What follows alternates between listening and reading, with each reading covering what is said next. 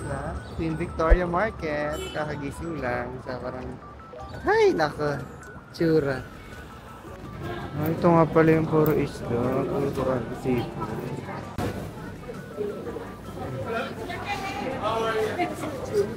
Ang laki ng mga oyster dito. Ayoko na mga kumakit siya.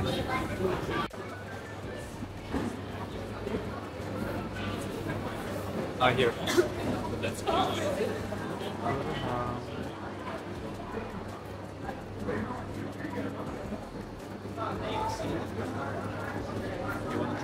Puro cheese, puro olives. Sobrang banga pero grocery siya. Alam pala.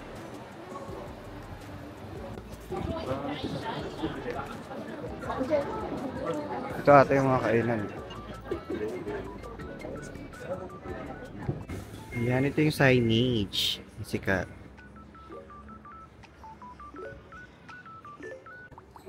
Animal fur. Mahal siguro nito. Please. Oh, sobrang lambot ang open. Siyempre, kawawa naman yung pinapakuha nito. Sobrang laki nito. Pagod na agad ako. Ay naku, alam mo na, ito maraming kainan kasi iba sarado. Parang gusto ko nito.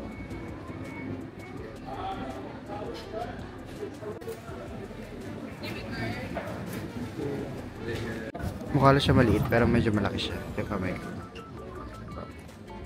$14.50. Ano pa kayo na sa kinakamay lang. Laki niya rin.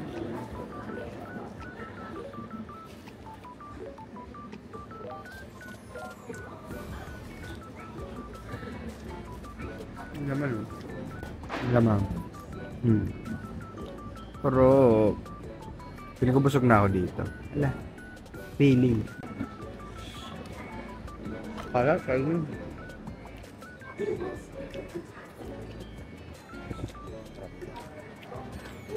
Sobrang laki ng talong, over.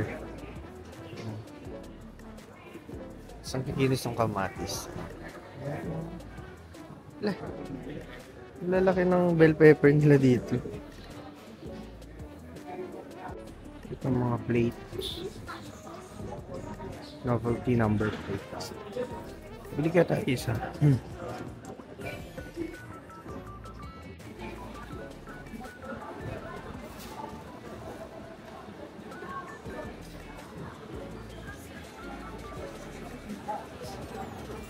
Donut sa umaga. Parang, why not?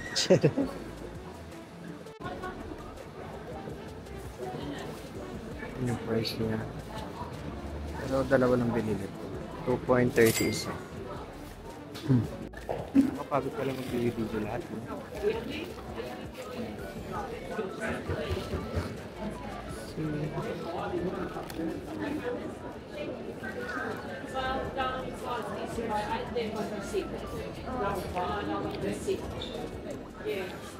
Sarap naman. Dahil ito yung sobrang tuay nga, wow. Wala. Sarap pala pag yung dulo na. Ano siya? May butter sa dulo.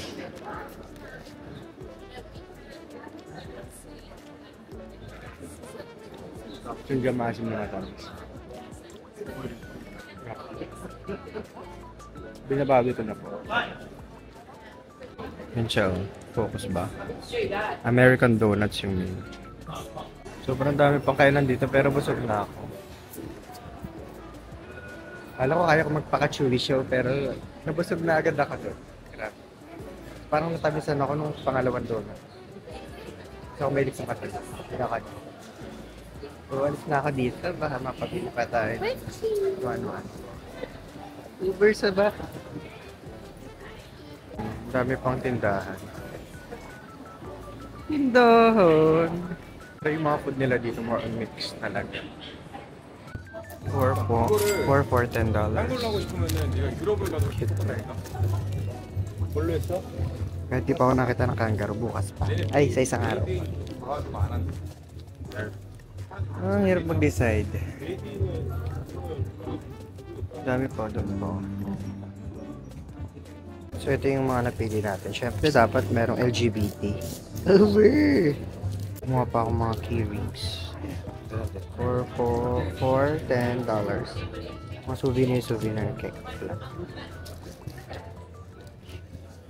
Yun, so ano to? Ito na lang. Nang makaalis na. Hello. Pop-up card. $25. Ito time Brighton Beach, platform 13. First time natin magagamit itong mic.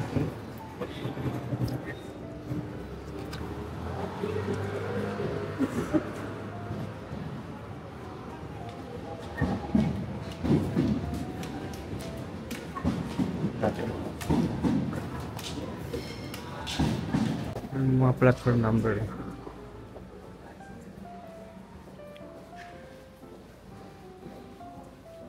Ayan, 7.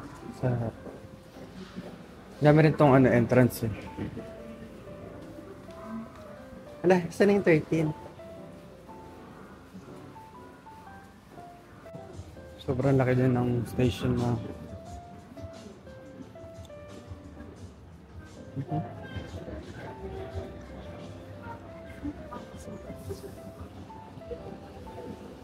Pababa pa tayo para sa 13.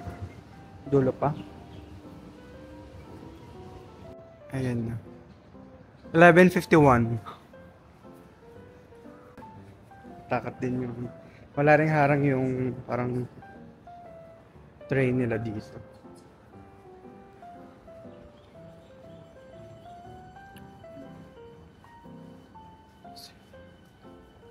Nakatakot, no?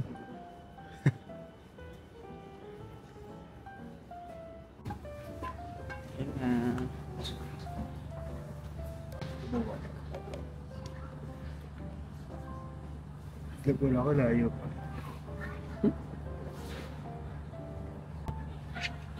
Mamaya maliit. Medyo 5 minutes pa eh, pero baka mag-aantay siya ng 5 minutes. Yan eh. So, andito na tayo sa Brighton Beach Station. Ayan, ganda. Ganda ng mga station nila dito. Sobrang daming graffiti. Parang in-embrace talaga nila dito yung graffiti culture. Ganda ng daan. So, ganito lang yung... Ito ba yun? Ito ba yun? Hindi ko alam kung magkano yung nabawas. So, tawid tayo sa kabila. By CR na ihina ako eh. Ganda oh. Sobrang layo talaga ng Australia sa Asian country. Sobrang laki ng difference niya. Dami sinasabi. Sige na, later na lang. Kasi from here, maglalakad pa ng mga 13 minutes or 15. Ganun. Uy, lamig. Grabe yung hangin na nanampal siya. Aray! Sobrang good. Ayoko na. Okay. Beach. Brighton Beach. Parang may park dito. Bro.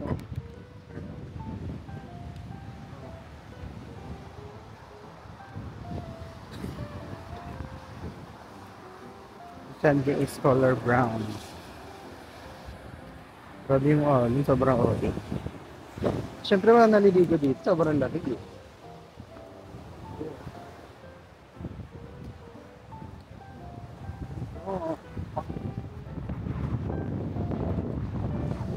Hindi ako maglalako. Ay, mag-isay tayo. Okay. Picture na muna ako. Laro yung mga jugets dun, no? Pag kayo talaga naging alay niya na, wala pa namang alay yan this year. Yan.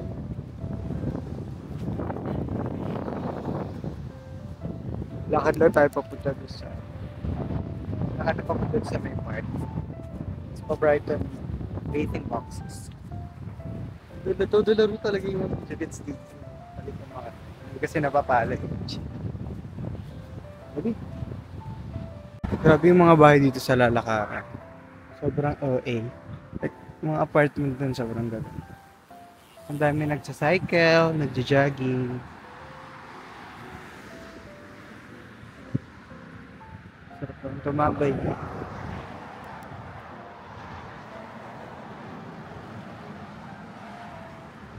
Ayun, parang dami sasakyan.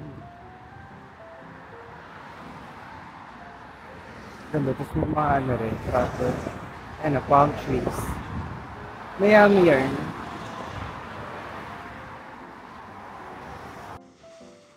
Hello, so andito na tayo sa Brighton Bathing Boxes. Ayan siya.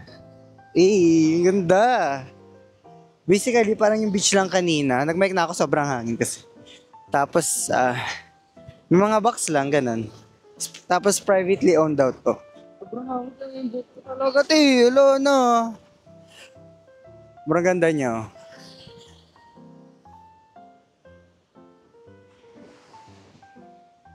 Ang unti ng tao ngayon kasi siguro maaga pa. Pero, not sure if peak season ngayon.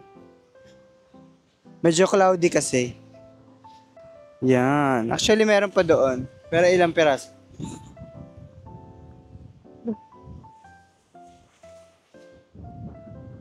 Yan. Siya na may mag-picture sa atin. Pag wala, selfie na lang. Okay lang naman. Ang cute nito, oh. Kangaroo. Lit lang niya actually. Parang condo lang ng SMDC. Charot. Cuties. Ayun.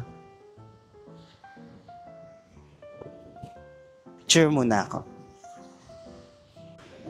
Nagpa-picture tayo sa OPA. Ginamitan natin siya ng pinagbabawal na technique. So, pinicturean ko muna siya. Ang dami ko kuha sa kanya. Ang ganda-ganda. Patas nung ako. Yung mga hindi ako nakatingin. Yung nag-ayos pa ako ng buhok. Grabe naman. Sobrang walang pake. Over. Kainis ah. Di ako na. Nag-selfie na lang ako. So, pwede na yun. Parating na tayo sa dulo. Ayun oh. Yun lang. Ano naman dito? Wala magagawa. Tapos, ewan ko saan ako pumunta susunod. Dala, may bird oh. Birdie! Tawagin natin siya. Paano ba tinatawag yung mga bird dito? Lili, nahangin siya. Tinatangay siya. Wala, gugulo. Piling ko okay lang ako.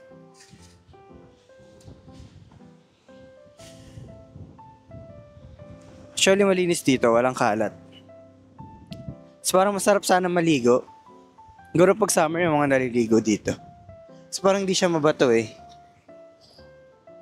Kala mo reporter talaga siya. Pero,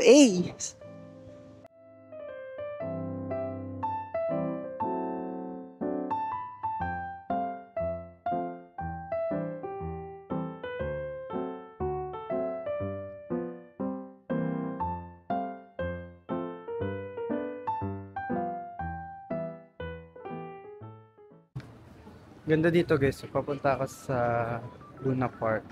Pero sa entrance, hindi ako papasok. Over. Ganda, ang cute. Ang daming parang pubs. Tapos kayo na.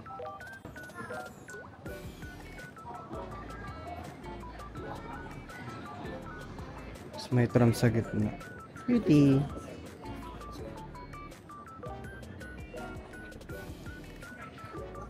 Buhay lang ako ng bus. So, pantagal ko nakantay. 20 minutes. Uwe. Medyo malayo, mga 10 minutes pa.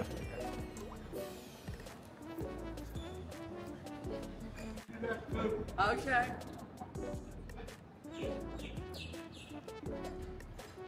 Tayo sa entrance ng Luna Park. Hindi tayo papasok. Hindi naman tayo ma-rides. Dadaan lang.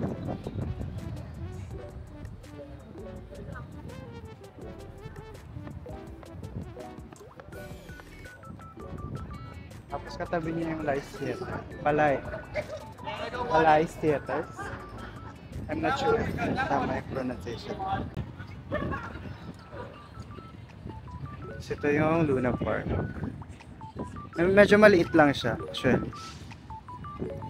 Malaki pa yung Star City. Charot. Iconic kasi ito entrance na to. Sa Sydney yung ganito, ano daw, libre lang yung entrance. Pero dito kasi different. Ang arte, different.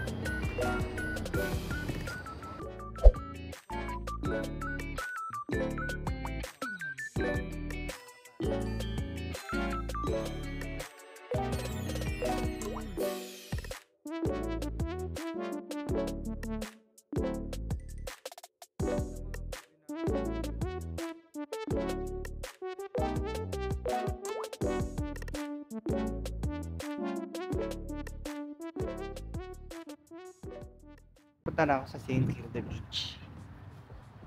Tinuod ko na yung dalawang beach para ano, kung na siya pupuntahan sa susunod na araw. Kasi sa ibang side naman ako mag-explore. Dora yan. Yun o, parang ang liit niya lang. Tanam mo. Hanggang yan yung entrance, tas parang hanggang doon lang siya dito. Ayan. So hindi siya mga Disneyland levels. Dito naglalaro sila ng sand. Doon ako pupunta sa parang port dun sa gitna.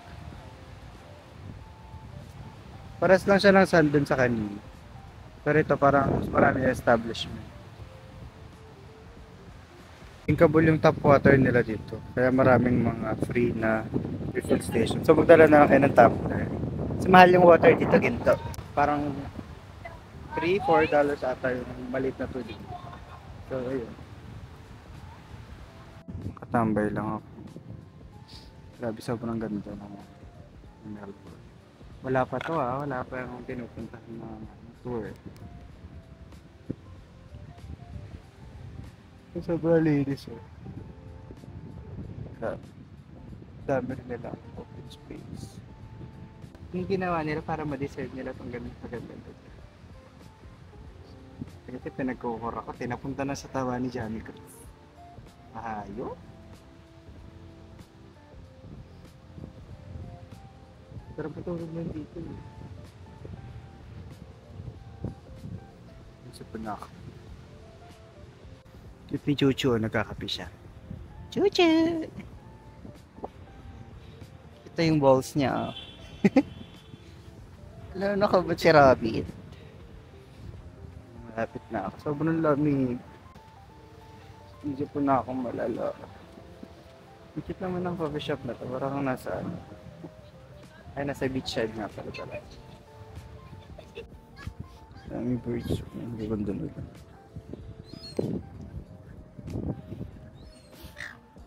Naglalakad na ako sa Kilda Pier.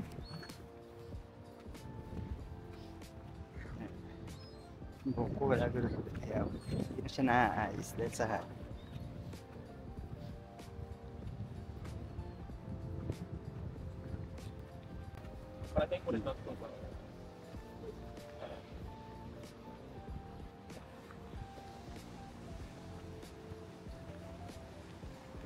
Layo pa. Doon na sa dulo.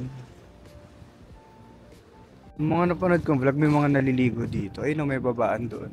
Siyempre ngayon, ang lamig. Hypothermia talaga sila. May mga nakatira daw ditong ano, mga penguins. Kaso gabi na sila bumabalik kasi mahirap silang parang saan ko yung ano, bahay nila. Parang 1/6 daw na penguins yung nakatira. May parang penguin St. Kilda parang cruise. Ganun. Penguin cruise yung tawag.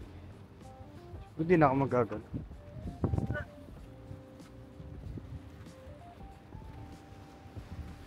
Hindi tricks siya.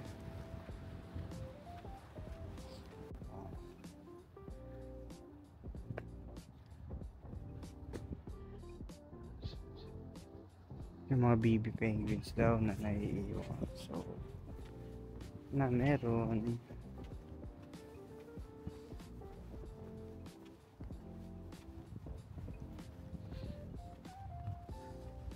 Mga bato-bato lang daw yun eh. Ayun, ang daming yate oh.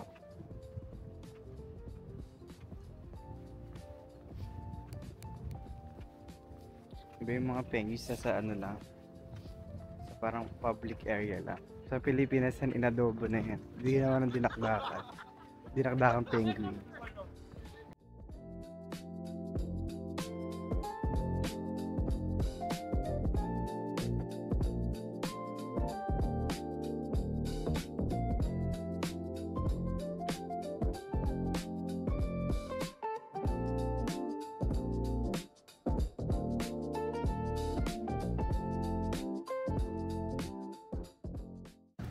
Babalik na ako sa CBD. So, ito yung Yara River. Ayan. Matambay din.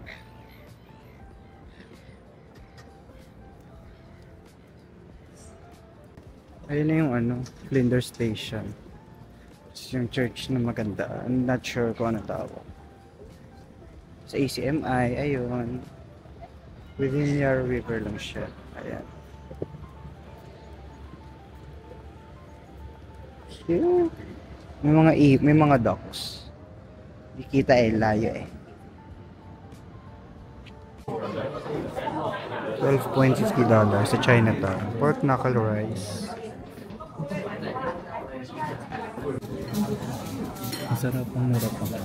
Ito yung store. Sarap niya, 10 out of 10. Hindi bland yung food. Mas mura lang. Ayan, halo-halo. May Singaporean, may Thai, Chinese.